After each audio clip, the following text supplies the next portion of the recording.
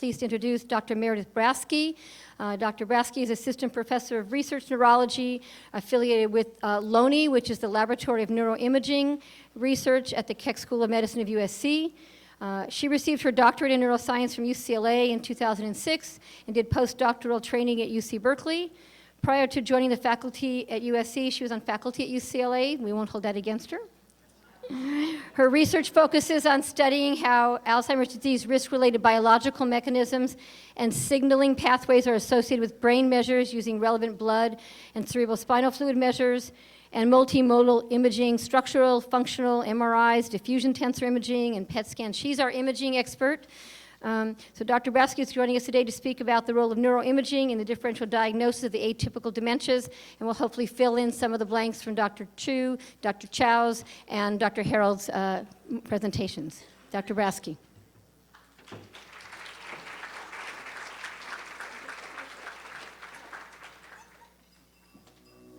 I'm going to talk about using neuroimaging in dementia diagnoses. So obviously, when someone comes into a clinic, the first thing that is going to happen is a clinical assessment. But in addition to that, structural brain imaging can be helpful in ruling out non-neurodegenerative conditions like having a tumor or something like that, and can also improve confidence in diagnosis. So the two structural imaging methods that I'll talk about today are MRI and CT scan. And then molecular imaging can also be helpful, which might be PET scan or SPECT.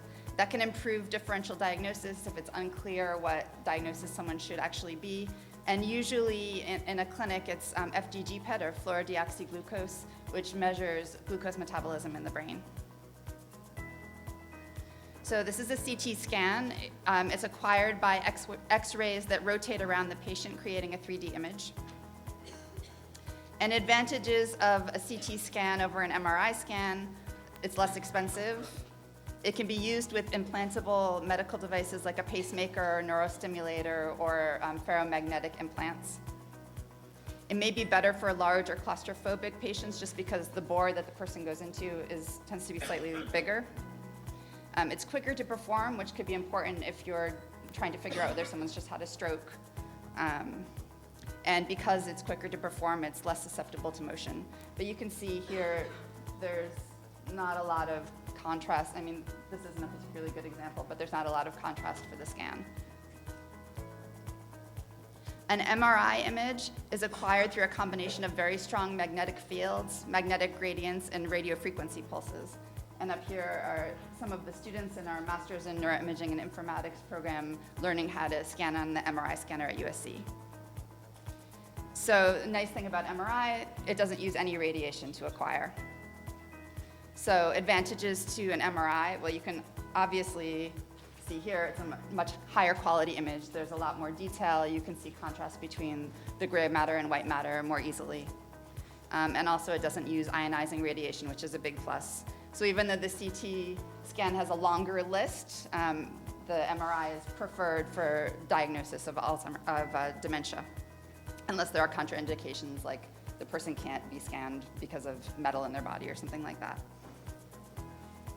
Positron emission tomography scan, or PET scan, is acquired using a radio tracer that's injected into the person's body, and that's a radioactive atom and a molecule that binds somewhere, in this case in the brain.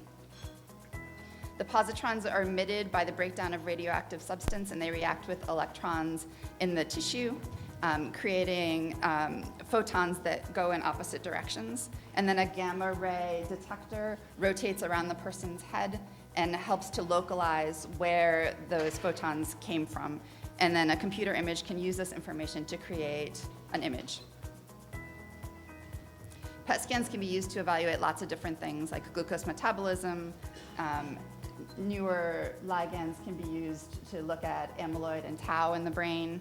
We can look at blood perfusion, certain parts of neurotransmitter systems like the dopamine system or the serotonin system, or you could look at activated microglia or glia more generally. Most commonly in a clinical setting, it would just be the FDG PET scan that gets used. So this is an image of FDG PET. It's considered a measure of glucose metabolism, and the PET signal is associated with synaptophysin, which is a marker of synaptic density. So to some extent, the FDG PET is measuring neuronal activity and synaptic activity. The uptake of FDG is done by glucose transporter 1, which is expressed mainly in the red blood cells and the endothelial cells of the blood-brain barrier. So if someone has a breakdown in the blood-brain barrier, which is common in Alzheimer's disease, you would actually see a resulting decrease in the FDG PET signal that might be separate from any drop in actual glucose metabolism that is taking place. So here you see a PET scan of a normal brain. The gray matter is lit up the most, indicating that there's more activity happening there. And here's an Alzheimer's brain where you tend to see less activity in the temporal and parietal areas and the posterior cingulate. Alzheimer's disease is the most common dementia. And in the United States, for people who are 65 to 74 years old, about 3% of people have Alzheimer's. But when you go up to this 85 plus years old, it's almost a third to a half of people who have Alzheimer's disease. And in addition to that, there are people who don't yet have clinical symptoms who already have the pathology in their brains. So it's obviously a big issue. Historically, diagnosis was made through pathology, looking at beta amyloid plaques and neurofibrillary tangles in the brain tissue, typically done at autopsy, although now we do have PET ligands that can attach to plaques and tangles in living people. It's not going to have the same level of sensitivity that you would have in actual brain tissue, but it is very helpful. So looking at pathology is sensitive and specific, but obviously if it's done through autopsy, not particularly timely. And then a clinical examination is done to determine that the person has deficits in multiple cognitive domains, including memory, has issues with activities of daily living, and to ascertain that these issues aren't related to some other medical issue. This is a picture of the amyloid plaques in the brain and the neurofibrillary tangles, which are made up of hyperphosphorylated tau. And this is the obligatory Jack et al. Slide that just about everyone puts in Alzheimer's talks. So basically what's happening here is there's this detection threshold. This green line here is indicating cognitive impairment, and this shows how the different imaging or CSF biomarkers change over time relative to cognitive impairment. So you can see here, CSF tau actually starts to change first, but it's not detected until later. The CSF A beta is the first measure that is detectable, followed by amyloid PET, and then CSF tau, and then closest to cognitive impairment, the MRI and FDG PET, which I'll be talking about today. So this can be read by putting a vertical line anywhere, and as you go up this line, this individual would have these levels of the different biomarkers. So if the person has a lot of cognitive reserve, they would be low risk. And so for this individual who has these levels of biomarkers, they would actually be cognitively normal. Whereas if they don't have a lot of cognitive reserve, they would be high risk, and for the same level of biomarkers would have mild cognitive impairment at this point. Oh, sure, sorry.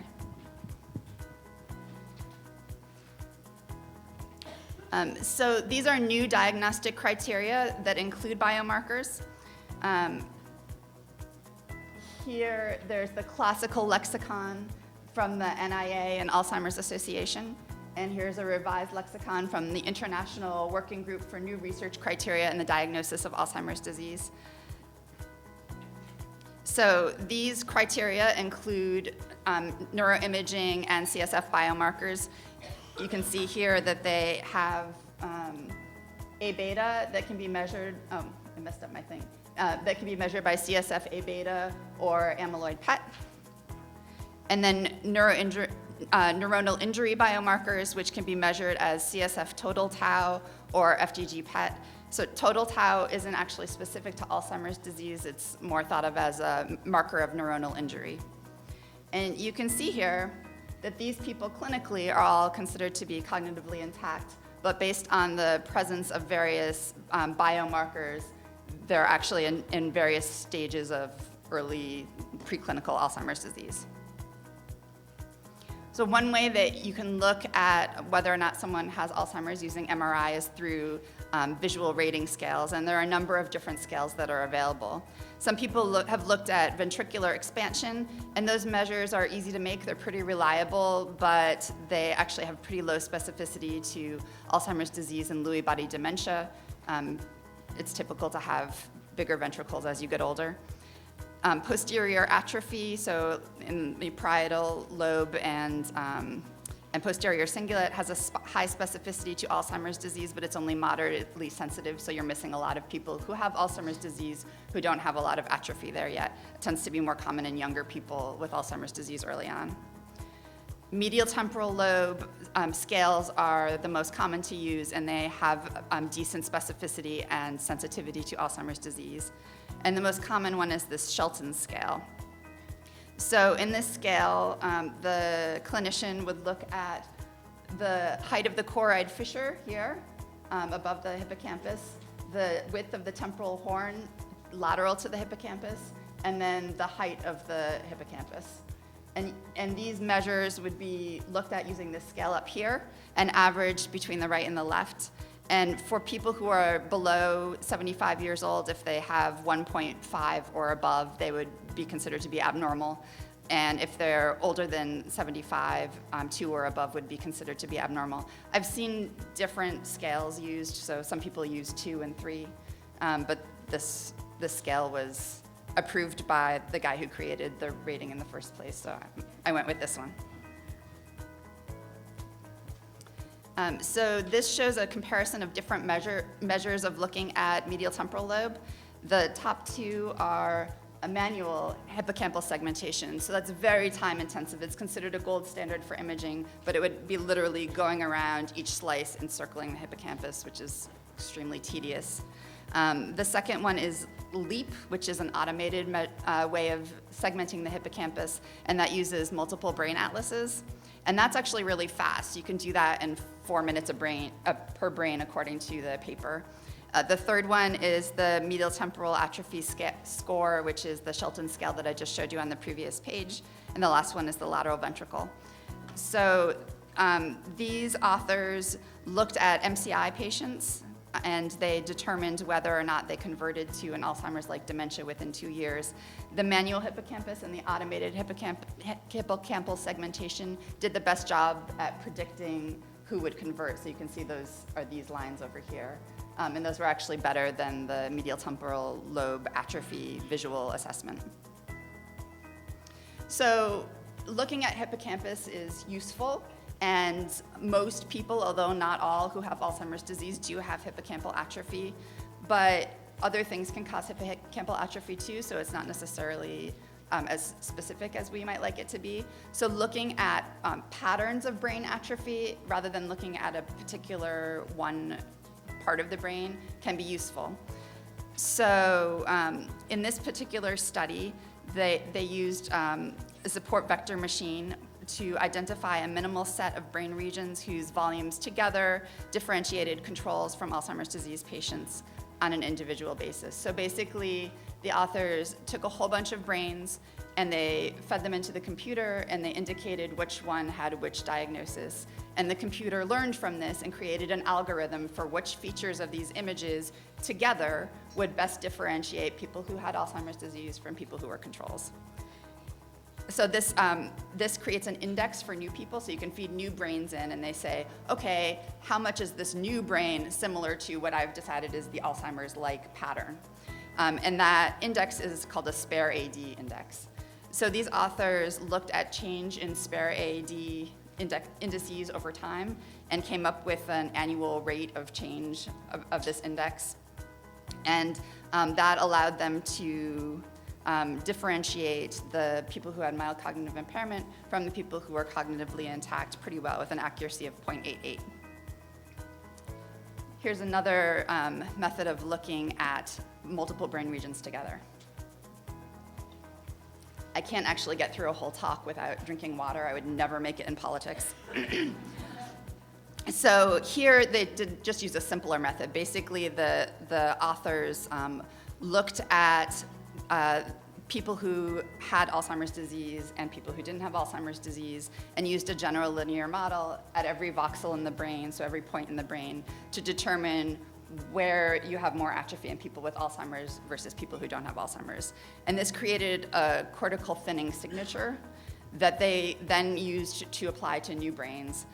So they basically used this as an a priori region of interest as a whole, and they could look at how much atrophy do we have within this signature region in new brains. So they did that down here. And the people who had the thickest cortex within this signature region were all the cognitively intact older adults. So these people didn't have amyloid measured on them, but here you have the group of people who they did measure amyloid on, and they were amyloid negative. These were the controls that were amyloid positive. And you can see that even within controls, there was a decrease in cortical thickness in those people in that special region. And then as Alzheimer's disease progressed, the cortex got thinner. Alzheimer's disease can be heterogeneous, not only from the symptoms, but also from the patterns of brain atrophy that occur. So this LOAD is late onset Alzheimer's disease. That's going to have the most typical symptoms that you would see and the most typical pattern. And the atrophy there is mainly in the medial temporal lobe.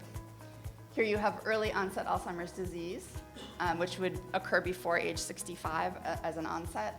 And you still have medial temporal lobe atrophy, but you tend to have an increase in temporal and parietal, lateral temporal and parietal lobe atrophy as well.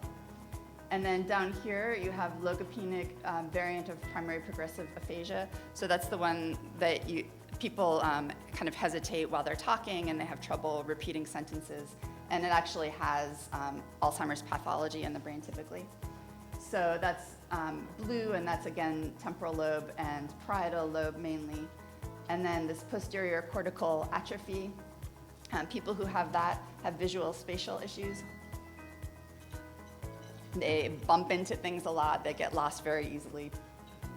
And so those people have a lot of atrophy posteriorly in the occipital lobe, the parietal lobe, and some posterior temporal lobe. And over here they show how many of the variants overlap. So you can see across all of the Alzheimer's, types of Alzheimer's, you have that medial temporal lobe atrophy. That's the most common, particularly on the left. This is flipped right-left.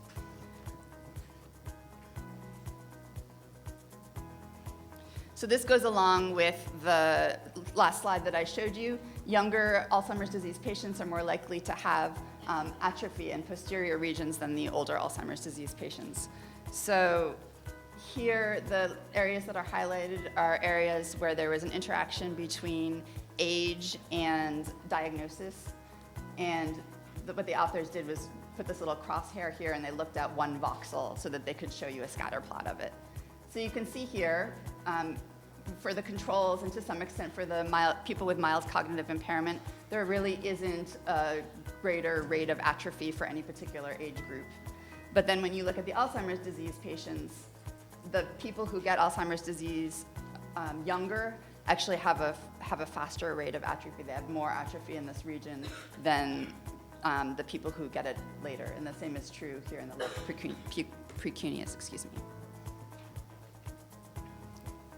So here they took 3 patients who had amnestic Alzheimer's disease and 3 with non-amnestic Alzheimer's disease and looked at the patterns of regional atrophy, which they compared to amyloid PET and tau PET. So here in the middle is an example, the top is an example of an amnestic Alzheimer's disease patient. All 3 of these are the same person. And in the middle, they compared that person's brain at every point in the brain, how thick their cortex was, to a template of healthy people. And so you can see these areas that are brighter are the regions where this person has shown atrophy relative to young, healthy people. And if you look over here, this AV1451 is the tau PET ligand, And you can see that the pattern of tau PET is very similar to the pattern of cortical thickness. Over here, this PIB is measuring amyloid deposition in the brain, and there isn't a whole lot of overlap between where the amyloid is deposited and where the cortex is thinning. And I just wanted to point out this ligand here is actually specific to the kind of neurofibrillary tangles, the kind of tau that you see in Alzheimer's disease, which are the paired helical filaments. Those straight filaments that I'll talk about later with frontotemporal dementia aren't picked up by this ligand. So down here, you can see an example of a person with logopenic variant of primary progressive aphasia, and over here, amnestic Alzheimer's disease. And what they did was those little dots indicate different regions of the brain. So they had 68 regions, 34 on each side, and they looked in each region at how thick is the cortex and how much tau do we have. And you can see that there's a clear correlation between how thick the cortex was and how much tau was there for both of these types of Alzheimer's disease. So frontotemporal lobar degeneration, as you've already heard today, is heterogeneous as well. I feel like with all the great talks today, I'm not even sure that I'm necessary here. We could all just go to lunch. So here we have the behavioral variant. And the behavioral variant is associated with behavioral inhibition, loss of empathy, apathy, compulsive behavior, hyperorality. And it tends to have the tau that I talked about with the straight filaments of tau associated with it, and sometimes also the ubiquitin positive TDP43. If you look on the other side, you get the primary progressive aphasias. The logopenic variant is the one that I already talked about that is mostly associated with Alzheimer's disease pathology and is marked by poor word finding, poor repetition of sentences, lots of pauses. This second one over here, which you already heard today, is the semantic variant of primary progressive aphasia, and it's mostly that ubiquitin positive TDP43 that is the pathology for it. It's associated with fluent speech, but loss of comprehension and loss of ability to come up with words. And then the last one is this non-fluent or agrammatic primary progressive aphasia. It's mostly, again, the tau that is associated with that, although you do sometimes see TDP43 and Alzheimer's pathology. And this has very effortful speech. There's a motor component to it, and you have some issues with grammar. Comprehension is usually okay unless you have a long sentence that's very grammatically complex, and then some of that comprehension gets lost.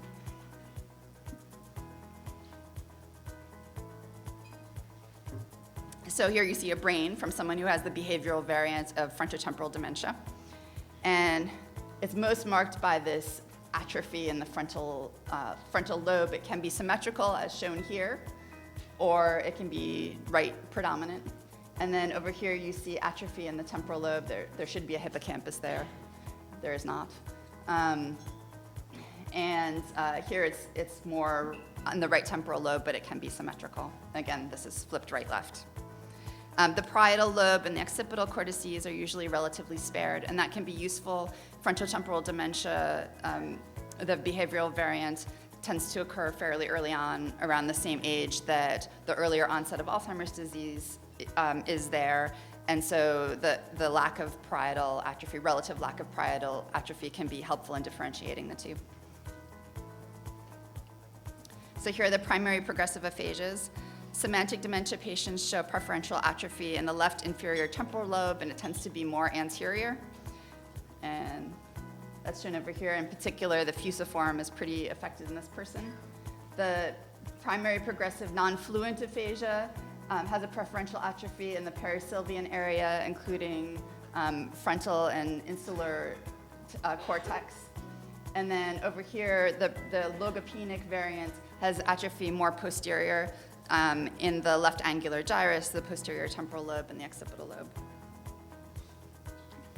So these authors looked at people with Alzheimer's disease, people with the behavioral variant of frontotemporal dementia, and they call it semantic dementia. It's the same thing as the primary progressive aphasia semantic variant. And you can see here that the right hippocampus is affected pretty equally for all three dementias. but the left hippocampus shows a greater relative atrophy in the people who have the semantic dementia.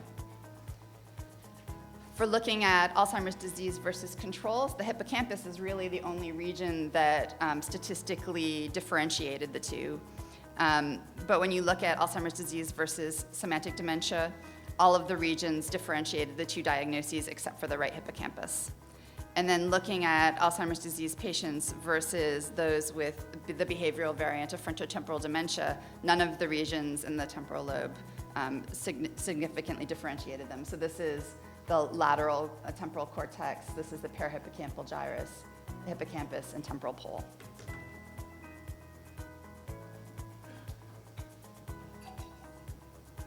So this is an FDG PET signal to differentiate Alzheimer's disease patients from those with frontotemporal dementia, the behavioral variant. So again, the brighter areas are the regions that have more glucose metabolism taking place. And you can see here in this Alzheimer's disease patient, you get a drop in signal in the posterior part of the brain, in the parietal lobe, the temporal regions, and posterior cingulate relative to this healthy control up here. In this frontotemporal dementia behavioral variant, this person is a little further along, but you can see there's just a drop in signal throughout a fair part of the brain. The posterior cingulate is more preserved, but they're even losing signal in the striatum and the thalamus as well. So that tends to happen later on in the disease. So this is Pittsburgh compound B. This is a popular ligand to use to look at amyloid in the brain. And you can see here they have a normal control, an MCI patient who doesn't have amyloid in the brain, an MCI patient with amyloid in the brain, and an Alzheimer's patient. You can see that the signal is getting darker as we progress on. This is a little bit misleading because you can actually have normal controls. About 30% of normal controls actually have amyloid in the brain, and it can look as much like an Alzheimer's disease brain. And then down here you see an FDG PET brain with decrease in the temporal and parietal regions, and up here is the PIB with the the amyloid signal. So this is a carbon-11 type of ligand. That's the radiotracer that's involved. And that actually has a short half-life. So a problem with using this particular ligand is that it kind of has to be created on site because it has to be used quickly. So these F18 amyloid ligands are becoming more popular. These have a longer half-life to them, and so they can be created off-site and within a short distance and shipped to the place that's doing the scanning. So one of the most popular ones is this florbetapir here. So in this study, they looked at florbetapir scans and they compared them to autopsy, and you can see that there's a good concordance rate for those that were considered to have amyloid according to the florbetapir scan and those who actually did have amyloid in their brain histologically. This looks at amyloid PET in Alzheimer's disease versus frontotemporal dementia. So these that are starred here or have crosses are indicating that the values in these different regions for amyloid PET are different from in Alzheimer's disease. And you can see almost all of the regions, with the exception of brainstem and whole brain white matter, differentiate frontotemporal dementia from Alzheimer's disease patients. And down here, you can see again, the people with FTD or the controls have less amyloid in their brain compared to the Alzheimer's disease patients generally. That person there had the symptoms of FTD and a PET scan that looked like FTD, but they had ApoE44, which means that they're at high risk for Alzheimer's disease, and they also had brain amyloid. So it's possible that there was a misdiagnosis, but more likely the person just had both. So I've tricked you all by not including this in your packet here. If you're following along at home, you don't have this slide. But this is one of my favorite Alzheimer's disease papers, and it's also, at the same time, a horrifying paper, because what these authors did was went through a whole bunch of brains of people at different ages and did autopsy on them to figure out what age groups had what levels of amyloid and neurofibrillary tangles in their brains. So there's another figure that looks a lot like this that's for neurofibrillary tangles, but I haven't shown it. So up here you see in young people, most of them do not have amyloid in their brain, but these dark lines here indicate how many of them already have neurofibrillary tangles. And you can see as we go down here that just about everyone who has amyloid in the brain also has some level of neurofibrillary tangles already. So over here you can add up the people at the different stages and figure out, for this age group, how many people have amyloid in their brains already. So in people in their 60s, 30% of them already have amyloid in their brains, and most of those people would not be demented yet, but they would already have those amyloid plaques. And once you get up to being in your 70s, about half of people already have amyloid in their brains. So I'm bringing this up because on that previous slide where we had the person who had FTD symptoms and also had amyloid in their brains, just by the sheer number of people who have amyloid in their brains, it's going to happen more and more as you get older. So if that person were in their 60s, 30% of them would have amyloid. Whether that amyloid is contributing to the symptoms or not is another question, because you can have people who are cognitively normal and have amyloid in their brains. Arterial spin labeling can also be used to separate Alzheimer's disease patients from those with frontotemporal dementia. So this measures arterial blood flow to each voxel in the brain. It's a measure of perfusion. It's useful for detecting vascular effects of treatments, identifying regions of low perfusion, assessing tumors and the response to treatments, differential diagnosis for dementia, and gaining more information about fMRI effects. So if you did fMRI and perfusion in the same person, you could see how much of your effect is more related to perfusion or how much might be more neuronal. So here you can see a brain of someone who's cognitively normal, someone who has frontotemporal dementia, and someone who has Alzheimer's disease. And you can see here there's less perfusion in the frontal lobe of the frontotemporal dementia person. The patient with Alzheimer's disease has less perfusion more posteriorly.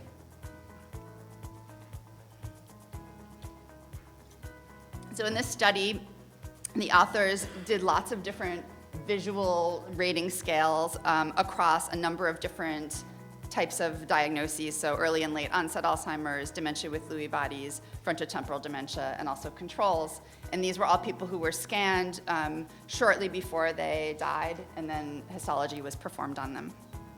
So the different rating scales are in the anterior cingulate, orbital frontal cortex, anterior temporal lobe, frontoinsular area, medial temporal lobe, so this is the Shelton scale again, and posterior atrophy. And then what the authors did was they gave these scans to 6 expert clinicians and had them just kind of eyeball the scans and say, what do you think this is? And the clinicians were blinded to all the clinical information, all the neuropsych testing, all the demographic information except for age.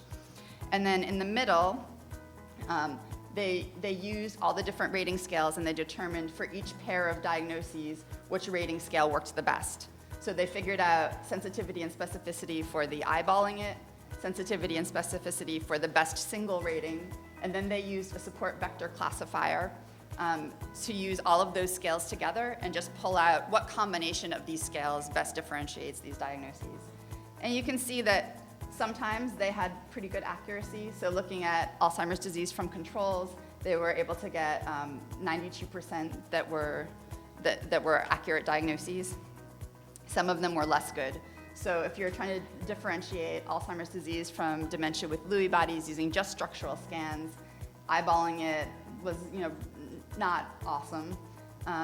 Using a single rating was even worse, and using several ratings together was only slightly better than eyeballing it.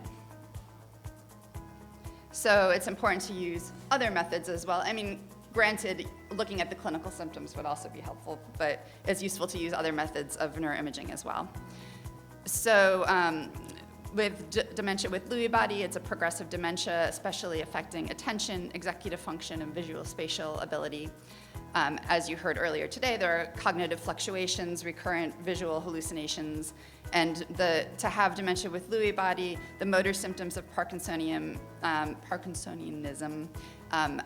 can begin up to 1 year before cognitive impairment. But for people who have had Parkinson's symptoms for a long time, it would be Parkinsonian dementia rather than dementia with Lewy bodies. So you already heard that it's Lewy bodies, the alpha-synuclein positive Lewy bodies that are involved here. People with dementia with Lewy bodies may also have plaques and tangles. Here it says typically few neurofibrillary tangles. There's some conflict in the different papers that I've read about that. Another paper I saw said, oh, you do have people with tau, and sometimes this tau spreads into the cortex without any amyloid even being present. So up in the air on that one. So here you can see using FDG PET to differentiate dementia with Lewy bodies versus Alzheimer's disease. Over here, there are people who already have dementia with Lewy body indicated by the dark circles, or Alzheimer's disease indicated by the open circles. And they looked in primary visual cortex and visual association cortex. And you can see here that the FDG PET signal in these regions differentiate the subjects pretty well. So you've got the dementia with Lewy body people clustered up here, and the AD people down here in these. Over here, you have something similar with people who have mild cognitive impairment that's thought to be related to dementia with Lewy bodies or Alzheimer's disease, and it still clusters pretty well. These are all statistically significant effects. So dementia with Lewy body is associated with hypometabolism in the visual cortex and visual association cortex, but not with Alzheimer's disease. And hypometabolism is found in both the temporal and parietal cortices for both. And this is just an important point. When the scans are acquired, the person's eyes should be open. If their eyes are closed when the scan is acquired, it can create hypometabolism in the occipital lobe, which can falsely give the impression that someone has dementia with Lewy bodies. So this is just showing two people who have dementia with Lewy bodies. Here's their FDG PET signal over here with the striatum still having signal, but most of the rest of the brain has hypometabolism. And over here you can see this person has no amyloid in their brain, and this person has a fair amount of amyloid in their brain. Just a call back to that earlier slide that I showed you with the Brackenbrack stages. When both of these people are in their 70s, and if you recall, in your 70s, you have about a 50-50 chance of having amyloid in your brain. So it's basically a coin toss whether you have amyloid in your brain, which may or may not be related to what's actually going on clinically. So this is the dopamine transporter SPECT scan, and you can see here that the control has nice signal in their striatum, whereas the person who has dementia with Lewy body has much reduced signal. The structural scan is not super informative. There's kind of non-specific global atrophy. The hippocampus is relatively preserved compared to Alzheimer's disease patients typically, though. But the Alzheimer's disease patients aren't going to have that decrease in that spec. About 60 to 80% of all dementia cases are at least Alzheimer's disease, but may have other things associated with them as well. The most common being infarction. So Alzheimer's disease and vascular dementia are very intertwined. You can see here 38% of the people in this study had both. The next most common is Alzheimer's without a contributing neuropathology. And then down here, people who just have infarction. These are all older people, which is probably why you don't see any frontotemporal dementias in here. That tends to be an earlier onset.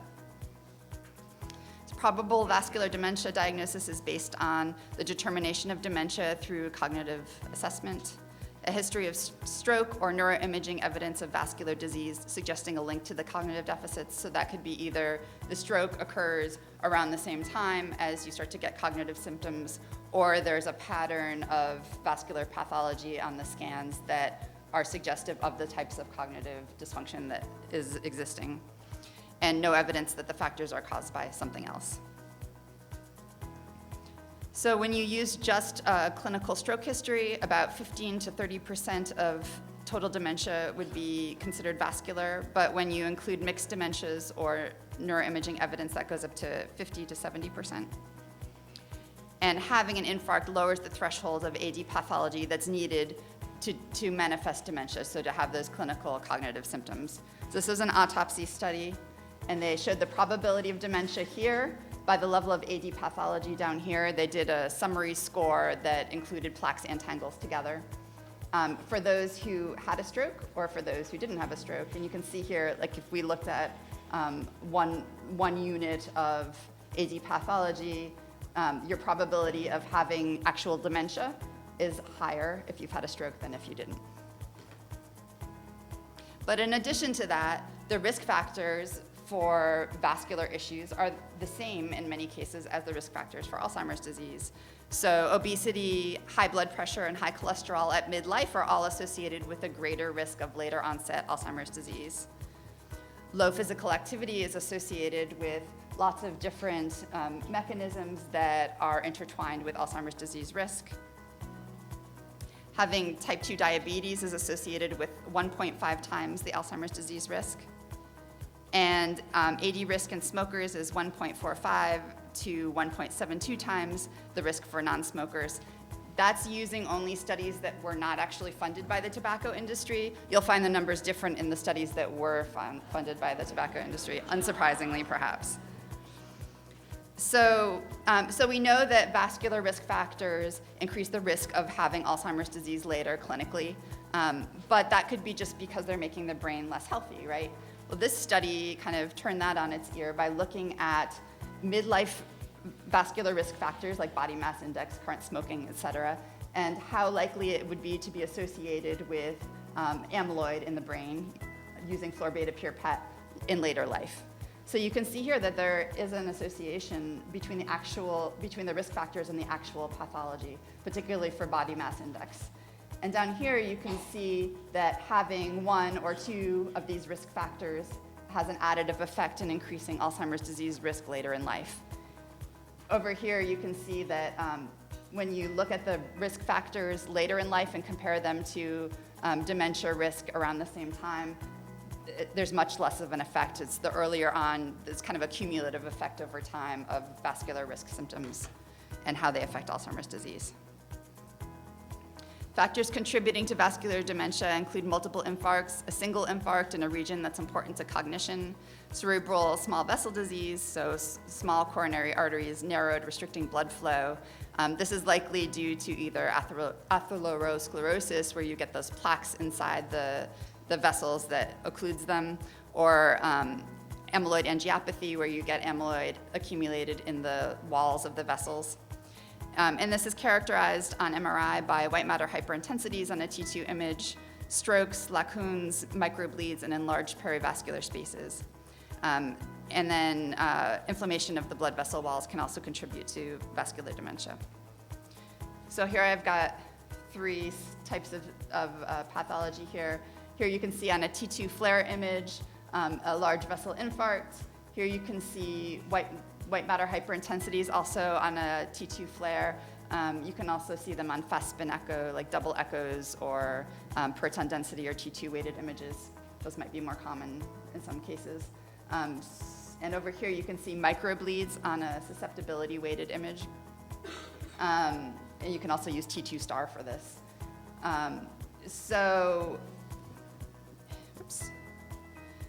Even though white matter hyperintensities tend to be vascular in nature and having hypertension greatly increases your risk of having them, they're also associated with abnormal A-beta levels in older adults independent of hypertension. So even though this is vascular, again, there's an Alzheimer's association with it. And then over here, again, even though the microbleeds tend to be vascular in nature, they can also be associated with cerebral amyloid angiopathy, particularly when the microbleeds occur in the posterior parts of the brain in gray matter. This is a PET scan differentiating vascular dementia from Alzheimer's disease. And you can see here, I've already gone over the Alzheimer's brain to you, where you have that temporal parietal atrophy, loss of signal and posterior cingulate. Up here, it's more of a patchy, all over the place kind of picture, and you're more likely to lose signal in the striatum and the thalamus. So this is a nice summary of what to look for in PET scans across the different types of diagnoses. So with the Alzheimer's disease type diagnoses, looking for that posterior cingulate is a good earmark for differentiating from some of the other diagnoses. In frontotemporal dementia, you're going to see that decrease in the frontal lobe among other regions. in Lewy body dementia, you can look for that decrease in the occipital lobe, among other regions, and with a typical sparing of the posterior cingulate, which is useful for differentiating from Alzheimer's disease. And then in vascular dementia, it's kind of, again, patchy, more all over the place, and you have more of the subcortical structures involved. So I just want to give a shout out to the Masters in Neuroimaging and Informatics program at USC. People learn through lectures and hands-on how to use neuroimaging in research. And if you know anyone who would be good for this program, send them our way. And I just want to acknowledge my affiliations and Meng La, who has provided a few of the slides today, and my funding.